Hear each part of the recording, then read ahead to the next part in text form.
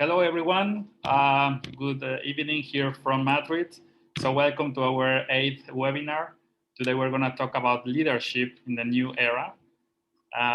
So basically, this is the agenda for today. I'm going to quickly talk about the IMIM for those who are new to our community. Then we're going to go to the keynote speak, and we're going to have a Q&A session. And then we're going to have a closure telling you more about our next webinars and events that we're organizing in the IMIM. So the idea of these webinars, today we have Professor Luis Vallistero from the Polytechnical University of Madrid.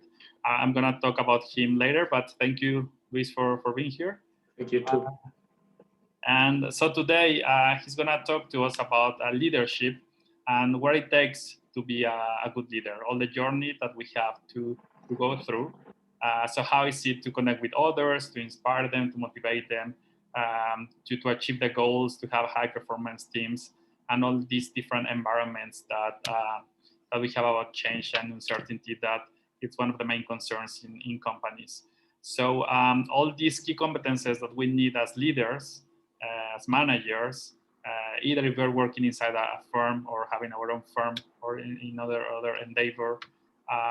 So what we need, and so he's gonna talk to us about that. He's very dynamic, very interactive, so I really hope that you enjoy this webinar.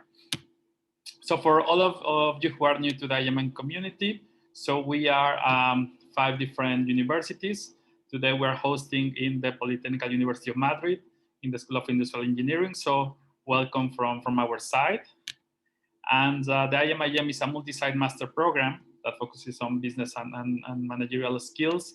So this program has also been recognized by the European Union with the Erasmus Mundus label, which is an accreditation for high educational excellence in postgraduate programs. As I was mentioning, we are 5 universities. So basically our students, and we have one current student here, Jorge. Our students go through 4 semesters in different places in the world. So the first semester, people start in Madrid, so they take introductory courses in management. And then the second semester, they continue with their managerial general formation in the UK, in Hertford University in Edinburgh. And then on the third semester, they can choose a specialization. People like Jorge will go to Dubai to have a specialization on supply chain management or operations. People could also go to Italy, to Politecnico di Torino, to study engineering and finance. Or if they are interested in doing business with China, our partner, Northwestern Polytechnical University in Xi'an, is the appropriate choice. Or they could also go to Mexico, to the Monterrey Tech, if they want to choose either data science specialization or a specialization in innovation. And during the first semester, all students, they have to conduct their master thesis. This could be university-based or also an internship in a company. And this could be done practically anywhere in the world, as long as they have a tutor from any of the 5 partner universities. So our students come from all around the world. As you can see, we account for more than 25 countries along all the 18 different editions that we have had for this master, the International Master in Industrial Management, IMIM, as we call it. So mainly people from Europe, Asia, and also from the Americas. And our graduates work in top sectors, mainly in services or manufacturing firms. And here you can see some of these names, right, of these companies where usually our graduates work. And well, that's the introduction to the IMIM community. So now you know what we are. We're organizing these webinars. So we're going to continue with this the second half of the year. So this is our penultimate webinar. And today we have Professor Luis Ignacio Vallistero Sanchez. He's a doctor in industrial engineering by UPM. UPM is the acronym for Polytechnical University of Madrid. He also has a post degree in psychology from UNED in Spain. And he's also a certified professional coach. So we have had him before in some of our programs teaching our students about these managerial skills. And we also are hoping to invite him once again next semester give a talk to our IMIM students. And well, I mean, besides teaching, of course, in the university, where he's also attached to the Directorate of Leadership and Technology Center, he also is a coach, okay, and a skill trainer, working with companies mainly. And also he has written a book, so you can search for it, the Business Coaching Practical Guide from a Scientific Look. So thank you very much, Luis, for accepting being here, and we're very happy to have you. And then the microphone is all yours, and I'm gonna stop sharing my screen so that you can start your presentation. Okay, Isaac, so thank you very much. It is a pleasure to be here with you. Let me share my screen. I hope everything will work. This is okay, okay. So I hope you can see my presentation. Do you? Yes, we can. So let's see. Let's have half an hour talking about leadership in the new era. So we say leadership in the new era starts with oneself. So here is what I want to say is the main message of today's presentation is to the question, do you really want to be a new leader? Do you really want to be a leader in a new era? You have to start with yourself. So this is one of the main messages I want to share with you. But first of all, I want to make it interactive. So I'm going to ask you, how is an excellent leader in the new era? So you can use this code. You can use also the QR code and go to answer this question. How is an excellent leader in the new era? It's true that we are not too much today, but never mind. Maybe Isaac also can answer. Sure. Yeah. So we will have more answers, and the sample will be a little bit. Do we have to answer 3 words or only one? Yes, 3 words. You have to answer 3 words. You can choose 3 characteristics of an excellent leader in the new era.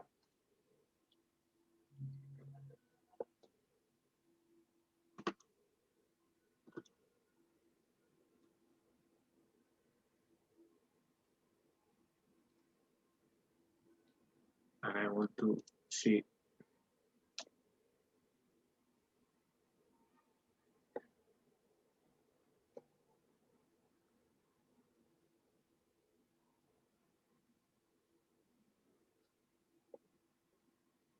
We understand the new era is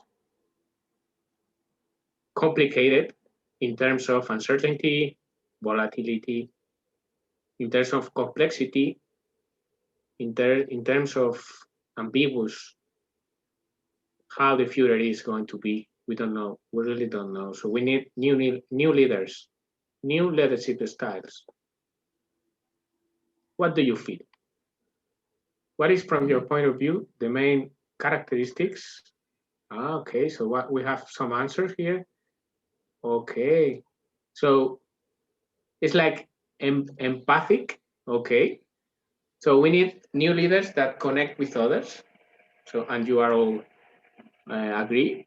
So we need a communicative leader. We need a good communication. So we are in communication skills to promote value, to be innovative, to be specialized and visionary. Okay, so this is the new leader for the excellent leader for the new era. Good public speaker, a strong presence. Okay, listener. Okay. So my question right now is, the leader is born or the leader can be developed? What do you think? You think the leader is born or not? I want to listen to you.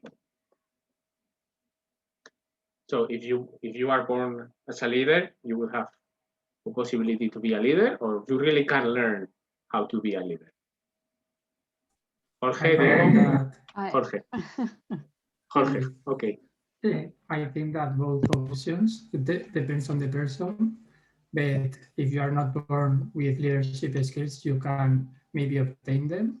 but there are people that I think that they are born with them.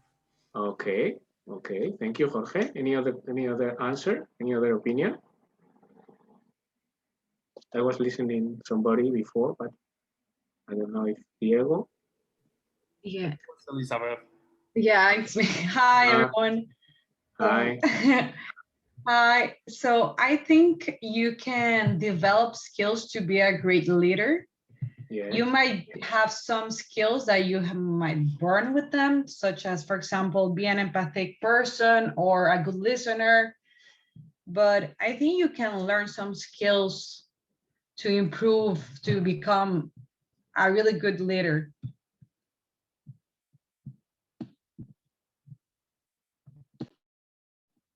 We cannot hear you. You're in mute, Luis. I'm sorry.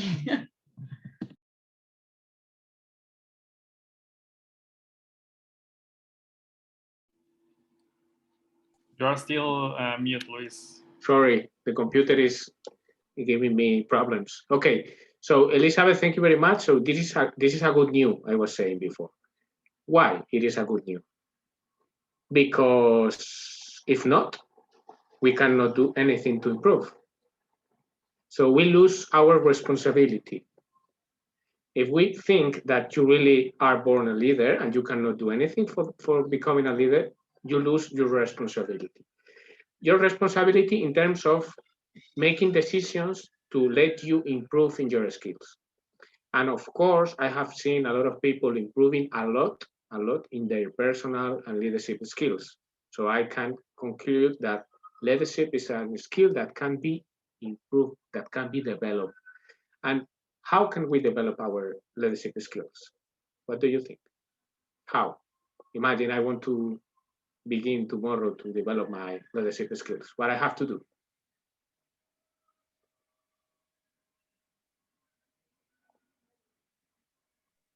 I mean, obviously practice, but it's always important to identify some skills from someone that's already a good leader or you consider a good example. So identify some characteristics this person has and try to approach them or take the positive and try to adapt it to your personality. Okay, so Diego is focusing on modeling a person that is doing really well. So maybe I can do like him, and also to practice. Okay, I will share with you the main path, the main trouble, the main way I have found to help people to grow in terms of leadership skills. Okay, so this has been tested before and it is useful because it is working right now. So I'm going to read to the presentation again.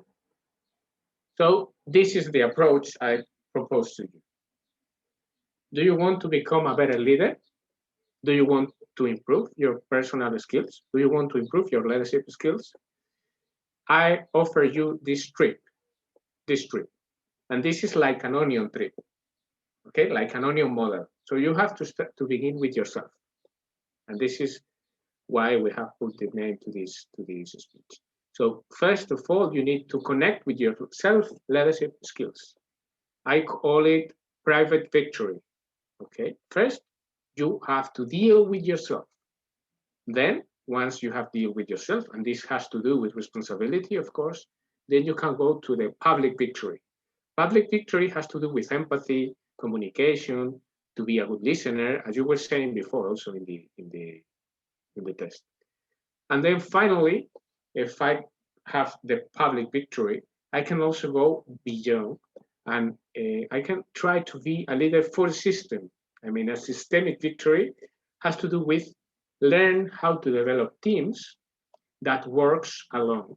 Okay, so this is very important, a very important part, the last part of the onion, but we need to explore, first of all, the inner parts of the onion, because if not, we will try to be a leader of other people and we are not leader of ourselves. This is not possible. So this is my approach and this is what I propose to you. So first of all, strengthen self-leadership skills to achieve your objectives. Once you learn how to achieve your own objectives, it will be easy to you to make teams achieve their own objectives. Okay, so let's go to the first line. Self-leadership skills. For self-leadership skills, it is very important to understand how do we work. And of course, if you want to develop leadership skills, you have to be open to change. This is the first barrier we find. Sometimes we feel that we cannot change. Sometimes we feel that it is dangerous to change, or sometimes we feel fear of a change in our lives because we are here changing our way of behaving with others. So first of all, you have to review like your inner system. It's like your software inside of you. And then to understand how to be your self-leader, first of all, you have to understand this cycle. This is like a self-leadership process that becomes with a motivation to change. So first of all, you have to be open to change. In fact, you have to see the opportunity of changing. Always when we learn, for example, we are changing something in our brains. So we will not learn if we are not open to change. Okay, then in the second step, we have to feel the responsibility and the freedom and the inner freedom in terms of we have to be the player of our lives. We have to have the responsibility of making decisions and to feel the power of creating your own life. Okay, this is valid for professional and for personal life, of course. In the third step, we can see that we have to believe in ourselves.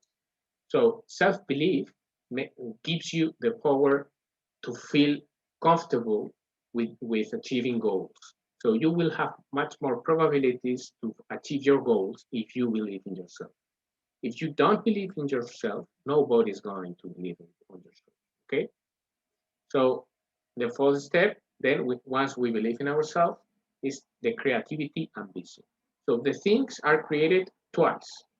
In your life, if you want to find and achieve objectives, you have to create, first of all, these objectives on your mind. You have to visualize and you have to be creative and feeling the way you will achieve this objective. This is the fourth step. This is creativity and vision. Okay? So then in the fifth step, we go to the second creation. It is the manifestation of your dreams, the manifestation of your objectives in the physical world. Okay, and this is when you achieve your goals. And if you don't achieve your goals, you will have to review your motivation to change and to review which part of the cycle are you having troubles with. Okay, so I can see. Thank you so much. Okay, somebody's late.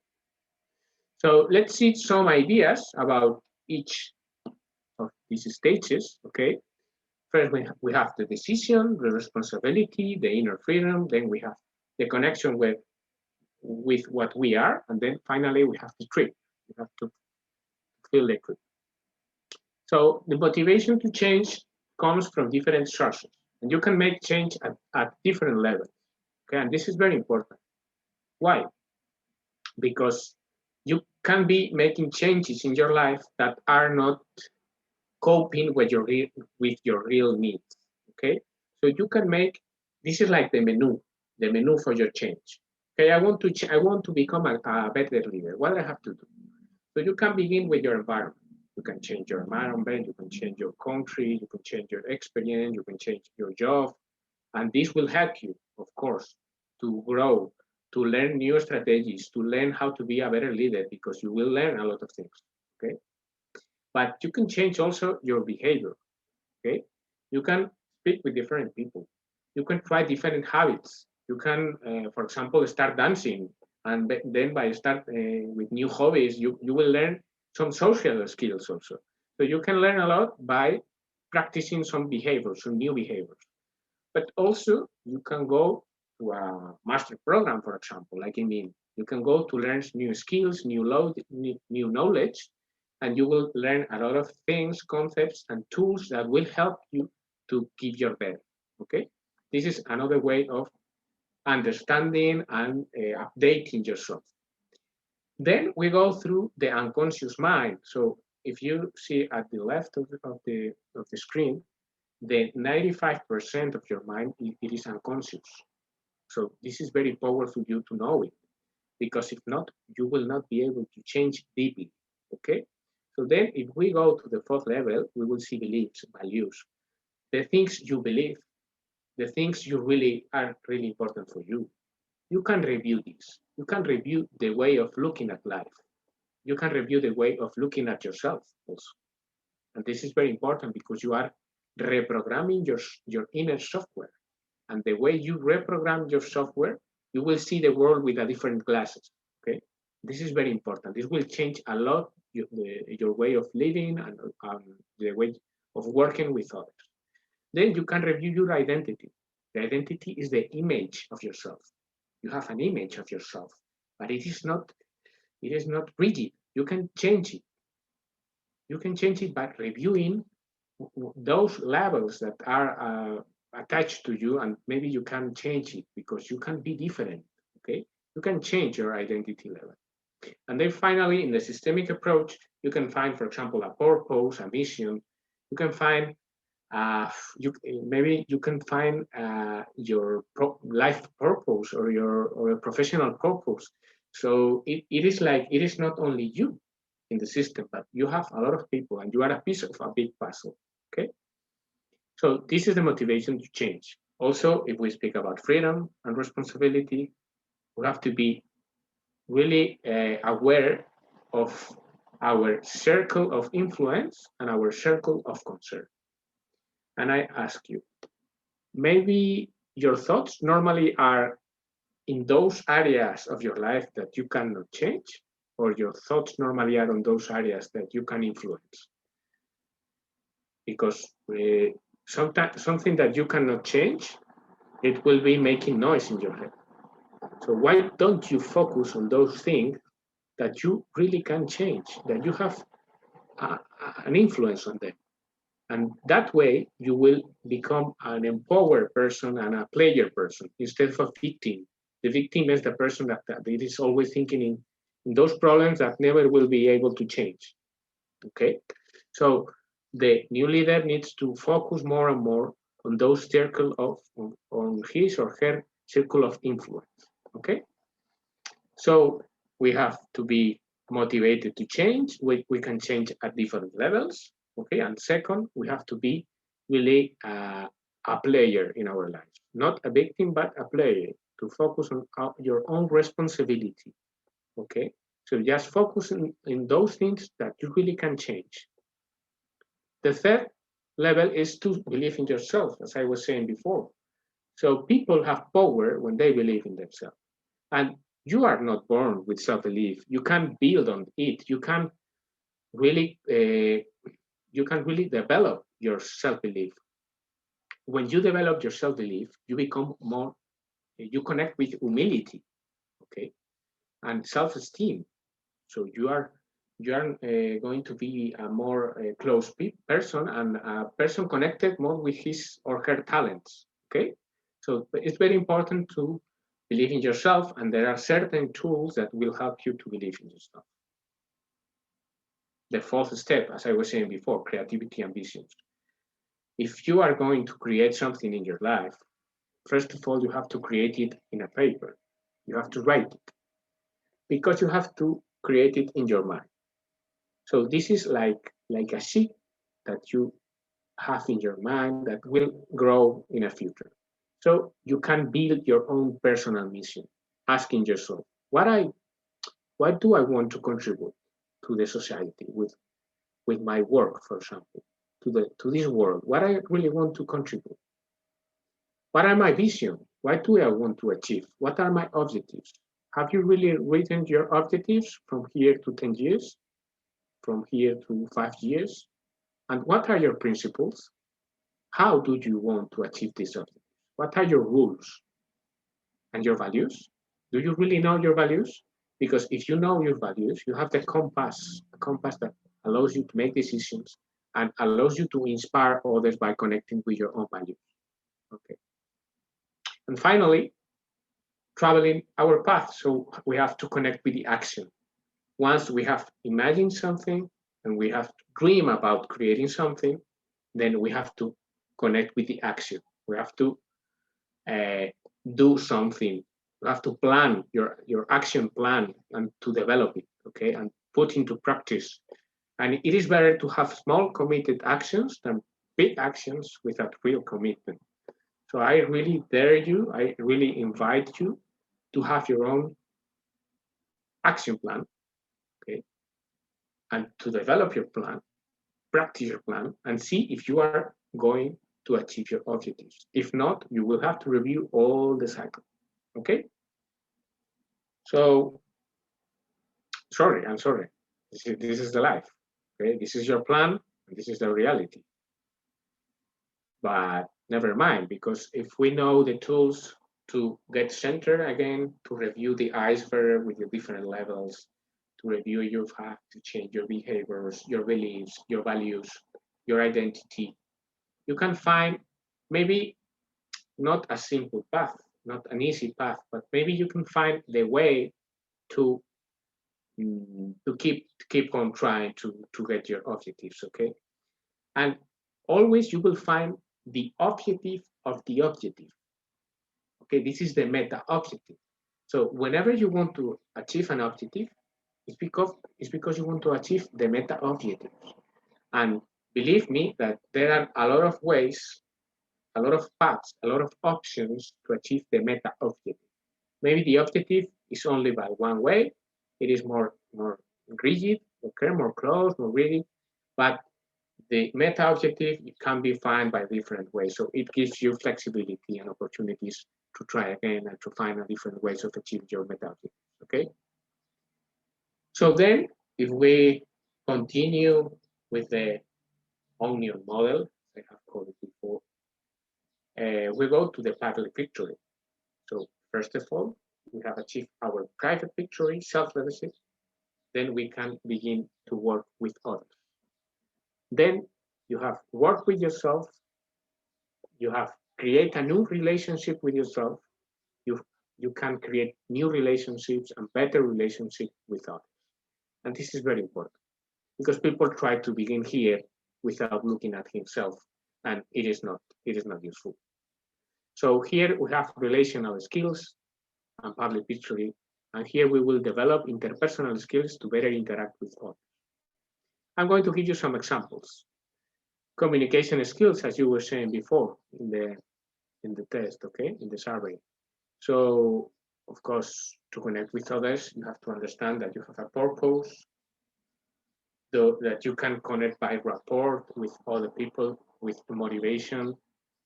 There is a physical and emotional connection between me and you, and we have to develop it all together. I'm a transmitter and I can communicate with myself in my inner voice, but also I can communicate with you using verbal and non-verbal language.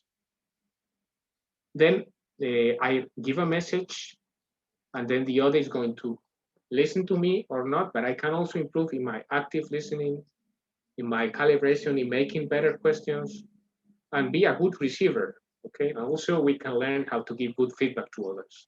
The feedback culture is very important to build really outstanding teams, okay? Active listening, for example, for me is one really good example of developing these relational skills. So you can practice active listening by be committed with two levels. Physically, maintaining ability of paying attention to the message of the other, both verbal and non-verbal message. And also psychologically, you can practice to show positive predisposition towards the person. So by achieving both physically and psychologically levels, you will improve your performance in active listening, and this will give you a lot of opportunities to improve your relational skills. Okay, this is only one example because we have a few time, but then we can go through the final path, and even you will be traveling this path once and once again. So this never ends because you always can improve your leadership skills. Okay, once you begin, you will never finish. Okay, so in the final layer, we go through the systemic victory. Systemic victory has to do with the team development skills. So I want to really build high performance teams, outstanding teams, I can do it right now because I have my private picture done, I have my public picture done, and then I will have to learn some tools that will really help me to build these high performing teams. Okay.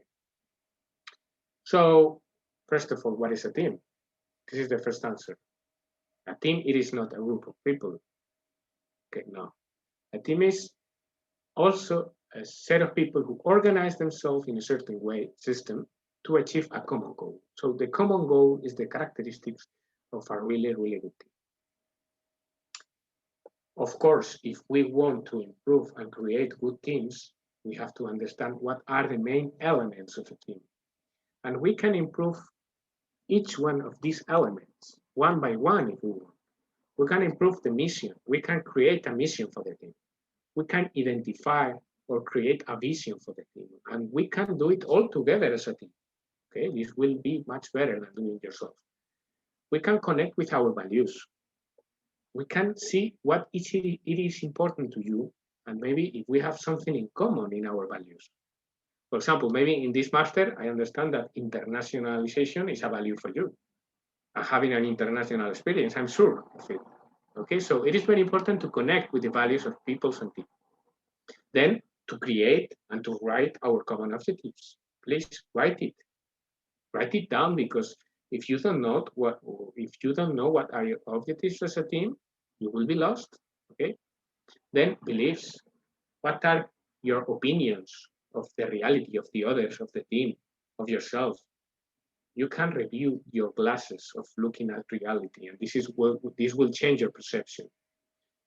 Collective emotions, of course. The emotions of the team can be developed, can be improved, can be reviewed. Okay. What are your rules as a team? Your behaviors, your identity, your roles? What are your talents?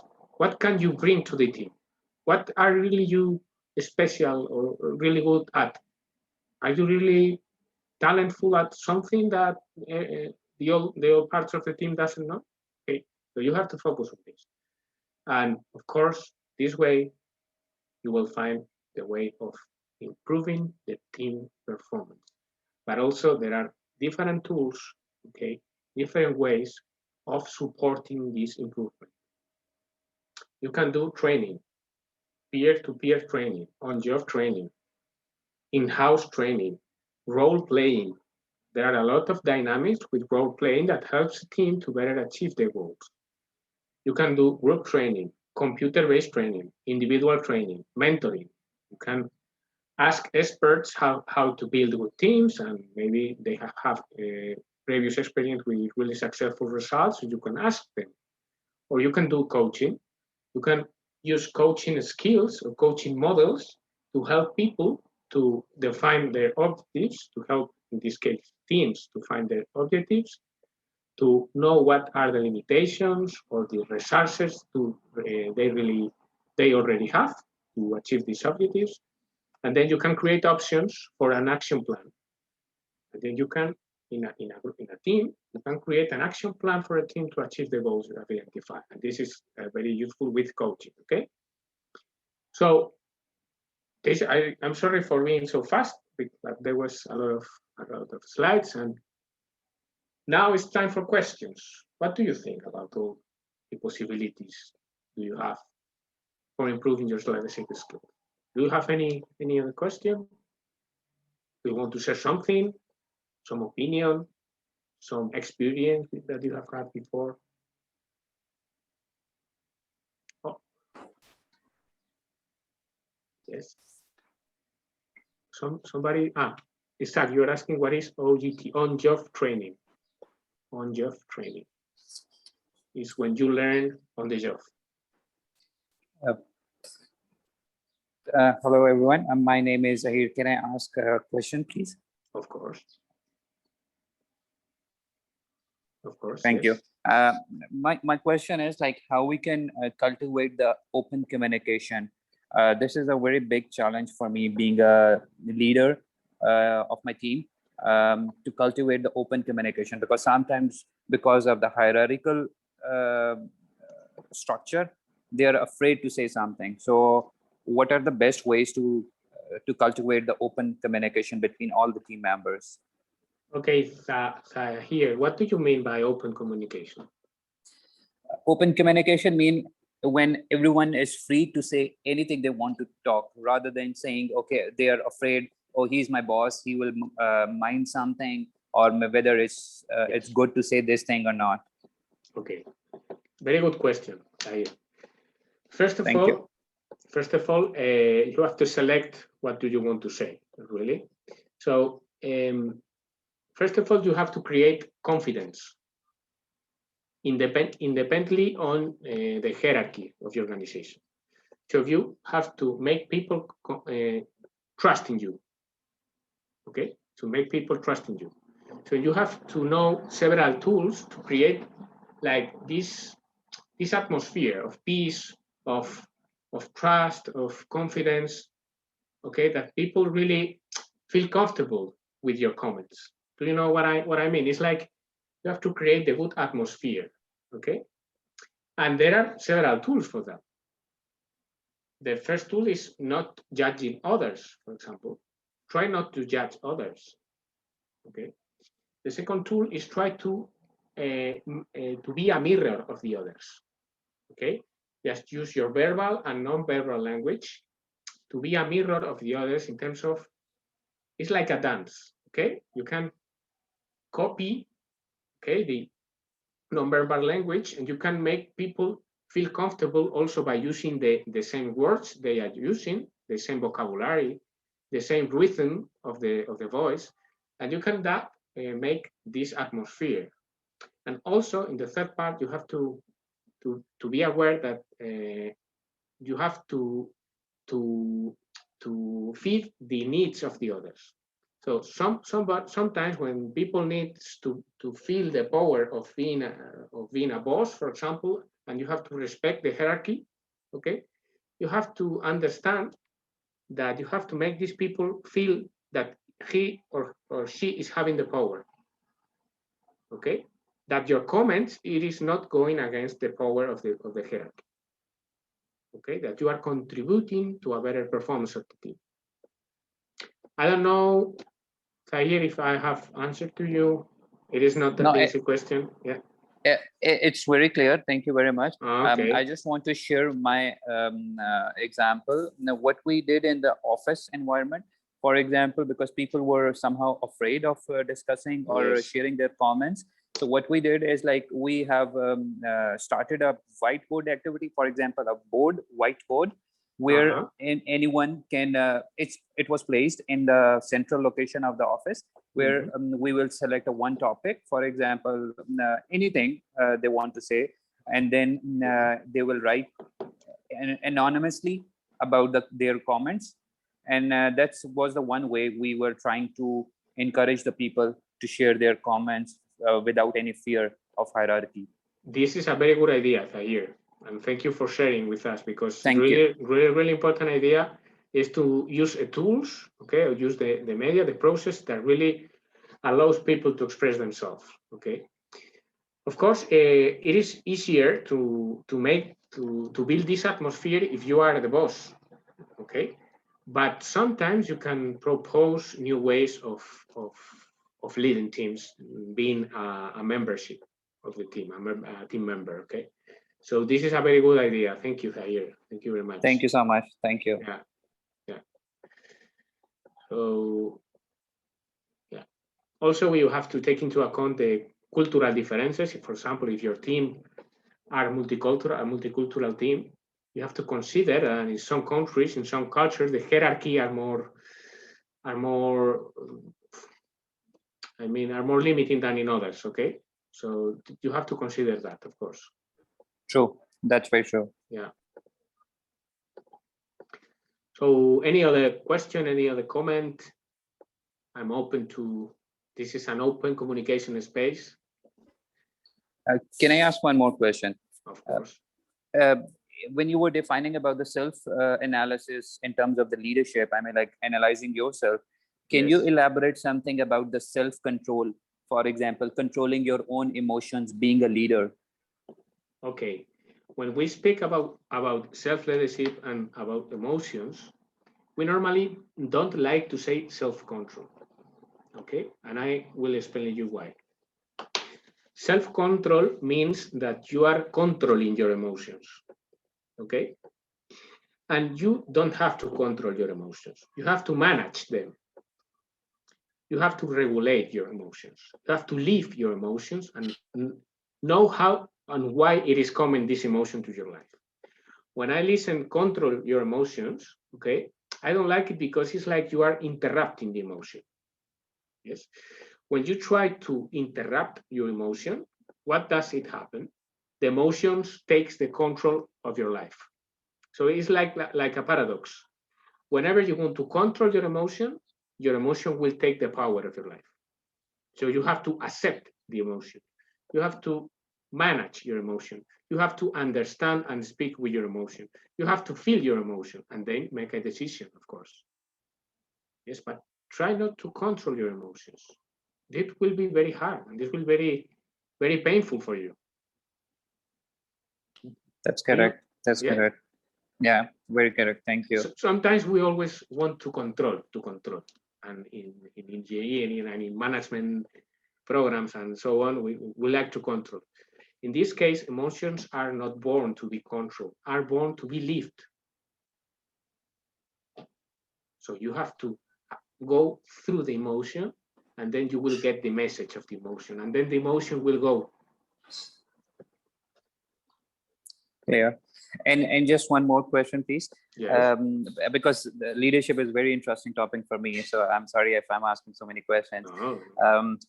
A sense of ownership of your actions, for example, being a leader, how we can develop a sense of ownership of your own actions, how we can do that. Okay. This is about responsibility and inner freedom. Okay. So first of all, you have to be aware of your own values.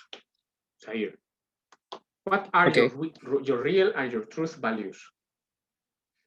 Once you know this, your actions and your sense of ownership will be, if your actions are coordinated or coherent with these values, this means that you are owning your sense of ownership.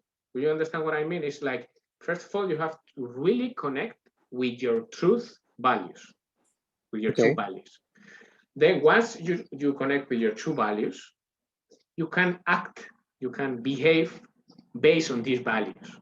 And this will give you the gift of the responsibility and the gift of your inner freedom, is that you acting along with your values.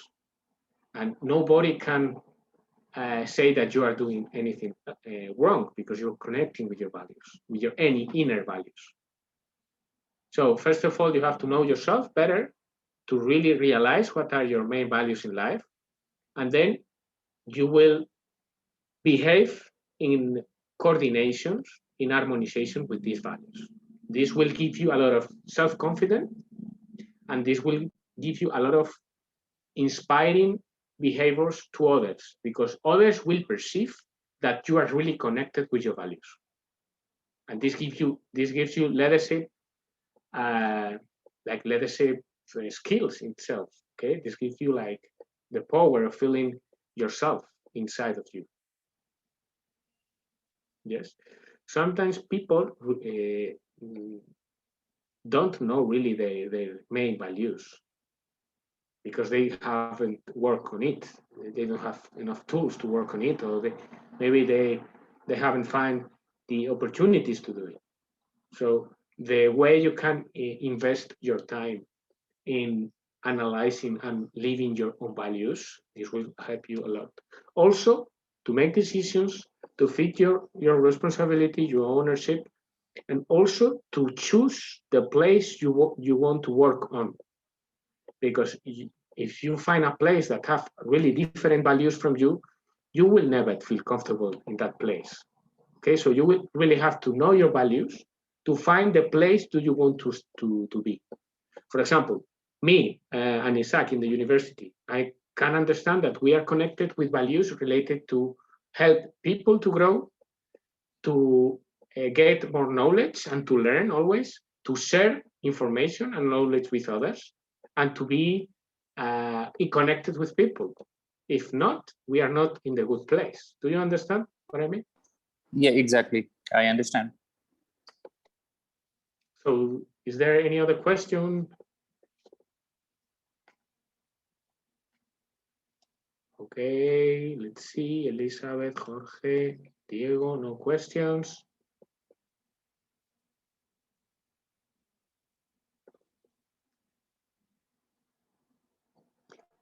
Two possibilities. No questions because no doubts. I have a question for you, Luis, actually. Yeah. Did you go back to your model? I think it was slide 3 or... This one? Yes. So, I mean, I also like all this part about leadership. So my question is, this is the general tip for everyone, or is it different if you are an entrepreneur and if you are a manager, or you are just starting your journey in a company? Very, very good question, Isaac. This is common for every human. Why? Why? Because it is the way we work. For example, imagine you want, I'm going to give you a very simple example, okay? Imagine you want to drink water. And why do you want to drink water? Because you have a motivation to change. You feel the need of drinking. First of all, you feel like the necessity, okay, the need. And this is the first stage. I really want to drink, okay? This is the first one. The second stage, I can get water from myself, yes or not? If not, I can't do anything. If yes, okay, I will decide where can I get the water, and I will make the decision with my own responsibility to get water for myself. The third step, I really can get this water. It is possible for me. I have legs, I have hands. I can do it by myself. Yes, I feel capable of doing it. Yes, I believe in myself. Okay, this is a quite simple example. Of course, you will be able to, but sometimes in life with other objectives, we don't feel that self-belief. And the fourth, you maybe unconsciously, you will be drinking in your mind before going to drink. You will taste the water. You will see, you will hear the noise of the water in your glass. You will hear it before. Try the next time you feel the necessity to drink, okay, the need to drink, you will see that you are looking, feeling, and listening the water before you go to drink. And finally, you go, take a drink, and you drink. So this is valid for this stupid example, but it's valid for any objective you want to achieve in your life. Sometimes you don't get your objectives because you are not coping with all the stages. Okay. There are several tools to understand how to cope with all these stages. And if you have any objective that you really don't achieve, you have to review why. Maybe the explanation is in the first one, or in the second one, or in the fourth one, that you are not really using your creativity or your vision of this objective, and you are not connected with it. Okay. And the other question that I had, well, I'm not sure if somebody else has, I mean, I don't want to take time. I'm not sure if somebody else has another question. You guys could go ahead. I have one question. Yes, Elizabeth. So, yes, my question is, in the very, very early stage of this cycle, yes, when you are willing, or as you said, you start to feel the need to start learning new skills on how to improve. Yeah. How do you, I don't know, how do you do to exactly know which skill you need to develop? I know this is like very personal. Very good question. Very good question. Yes. How do you know what do you need? Exactly, because as you said, there's many tools. For example, you can start talking, for example, in my case, I'm an entrepreneur. Yeah. So it's quite a lonely place in the beginning. Yeah. And yeah, you look for some advice from mentors. Yeah. But it's true that the feedback depends on your team, and every person in the team is quite different. Mm-hmm. So how to start to say, hey, I need to improve, for example, like Saher said, it's about communication. In my case, sometimes it could be also communication. But Elizabeth, this is self-leadership. This only has to do with yourself, not with the team. Motivation to change, what I really need. What I really need as Elizabeth, as a person called Elizabeth, what I really need, why I want to be in entrepreneurship. Yeah, why I want to make a new business, why? And this is how can you know the really needs behind your purpose?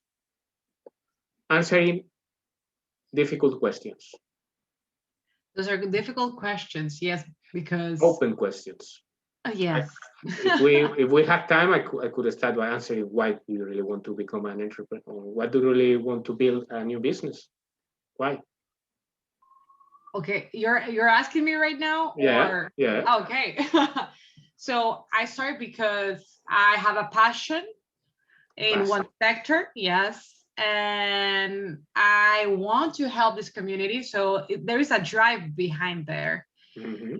And it's true that for my team, for example, I try to have a more horizontal communication because it's a small team, meaning, and yeah, it's about also, it's hard to have a startup because it's hard at the beginnings. And you have to keep everybody motivated, and it has to start with you, as you said, but sometimes it has to be more dynamic. And yeah, a good leader is also like putting yourself in the same level at the beginning. So there's a fine line between being a good team member, but also being the boss. Sometimes it's like we have to be a boss and be in a different level, but this is because we don't feel enough confidence on ourselves. This is very common, okay? It's like we need an extra position in order to feel the power, but the most powerful people, the most inspiring and the better leaders are those who can be in the same level inspiring the others, because people like to feel with you in the same level. It doesn't mean that you lose your authority. No, you have your own authority, okay? But this is the formal authority. Maybe you can build, it's like same level relationships, and you can inspire others by sharing your passion, and you say by motivation, and you want to create something new with a startup, and you will find people that really connect and vibrate in the same level of these values, okay? But of course, it is not easy. You have to be really connected, and you have to work a lot this cycle to really understand your needs. And you will not have to make efforts. You have to believe me. You will not have to make efforts to motivate anybody, because you will inspire by being yourself. It will be automatic. But you have to be very connected with these needs, okay? And then your authority will come of the way you connect with your values and you live it. And this will give you informal authority. That is what we want to build here in leadership, because leadership is a question of attitude. It is not a question of position in a hierarchy. Okay, perfect. Thank you. You're welcome, Lisa. Isaac, I think you have. Yes, my question, I mean, since most academician is a criticism to leadership. Yeah. So do we all have to be leaders? Because I think there is an extra focus sometimes about leadership. And sometimes, I mean, and for example, in project management, you know, there is people like in the Belvin test that they just want, they're implementers. They just want to follow orders. They are very good. They do not want to think, to control, to plan. So I think, is it okay not to be a leader? Or what if I want to be a leader, you know, but maybe I don't have the skills and I cannot change them because of many reasons, or I mean, maybe I'm not confident enough, or maybe, or people like they are born rich and they have to lead a family business, but they don't feel like it because their values are different, their interests are different. So what about these tensions in leadership? You know, when you do not want to be a leader, or you cannot be the leader that you want, you know? Well, if you don't know how to get to be a leader, it is a question of knowledge. But you have to believe that if you think that you cannot change, this is a belief. This is something that are in the fourth level. So I cannot be a leader. I cannot improve my leadership skills. This is a belief that is limiting the way you can grow. Everybody can be a leader, because be a leader is not a question of you are a leader or I am a leader. It is not you or me. No, we can all be leaders, because leadership has to be with the attitude of connecting with your values, sharing with others, and help the team to achieve their objectives. And everybody can do that. So everybody can be a leader. In fact, all the presentation of today is to give you the opportunity, to open your mind to say, oh, wow, maybe I can learn a lot about this. This is not only for rich people. This is not only for people that has born with really self-confidence. No. You have to be responsible of your own growth.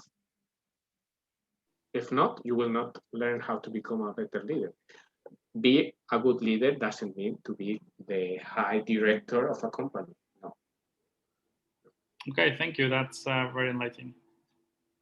You are welcome, Isaac. So I think, yes.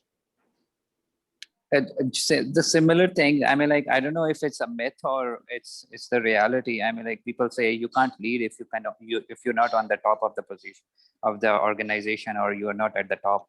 So I don't know if it's really a myth or if it's somehow reality. It is a reality. You have to believe me. You are always interacting with people. You are always influencing people, even if you are not the boss. And you are always giving your work to a team to help the team achieve their objectives. So can you be a leader? Leadership is, the definition of leadership is a people that can inspire, that can motivate, and that can help teams or people to achieve their objectives.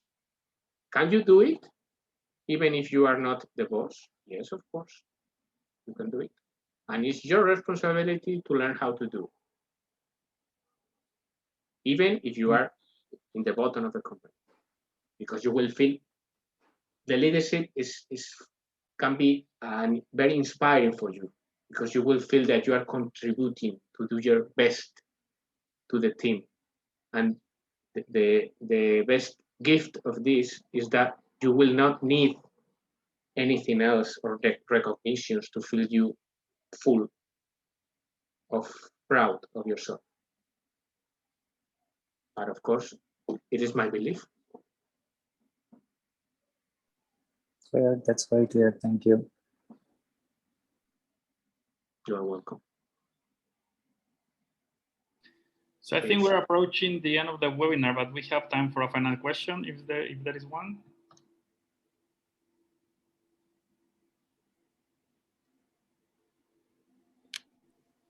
Maybe I can ask the last one. How important is the diplomacy for being a leader? Like, is it really important to be a leader, to have this thing? To have a diploma. Exactly, to be a diplomat. I mean, like. Yes. The diplomas gives you opportunities. Okay. It can help you a lot. No, I think it means, Luis, to be a diplomat, to have diplomacy. Like like diplomatico. Yeah, diplomatico, yeah. Like exactly. Okay, I understand. It depends on what do you mean by diplomatic. What do you mean? For example, when you have to communicate your message, you have to see if it's the right timing, if you're using the right phrasing, and whether you have to conceal something or whether you have to explain everything in openly. I mean, like, this is how I understand diplomacy. Yes, you have to use diplomacy in the way you have to adapt your message to the audience, of course. But don't get lost in the diplomacy, because if not, you will become not I mean, you will not be confident. You will not connect. You will not inspire if you are full of diplomacies, full of diplomacy behaviors. So sometimes you can be more, I mean, like a boy, like a child. Okay, not always diplomacy is helping you. You have to take into account the needs, the cultural background of the others, the sensitiveness of others, the sensitivity about the, certain aspects, of course. But this is something you have to cope with, and this doesn't give you leadership. This is a basis to build on. Okay, it's alone will not give you leadership. So. And it will come in your beliefs, or it will be in your identity? Sorry? I mean, like, this thing will come in your beliefs and values, or it will be in your identity? Behaviors. Okay. Behaviors in the second level. Okay. The way you behave with others. Okay, thank you. You're welcome. Okay, thank you very much, Luis, for this talk. So could I just quickly share my screen? So Yes, of course. A couple of minutes more of everyone. So I think it's good to, I mean, this is a good start for keep thinking about leadership and how can we become better leaders. And I think one of the key messages that you suggested was about believing, right? So I have to believe.